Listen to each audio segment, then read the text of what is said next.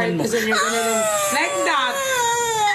Ay, pumasok sa bibig ko, man! Ang laki kasi. Kala niya bahay niya. Ang ino mo pag tayo dito. Kasi tatawag. Mamaya punta tayo dito. Wala tayo sa Pilipinas, Perlas Poki ng inabuha. Pag tayo pinauwi ng hindi oras. Hindi ako natutuwa. Perlas! Pumasok sa bunganga ko, man! Mamaya pagtukin tayo. Perlas, tayo.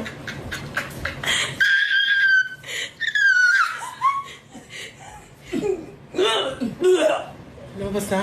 Lumabas na yung bubuyog. Okay na. Huwag ka nang sumigaw-sigaw, Perlas.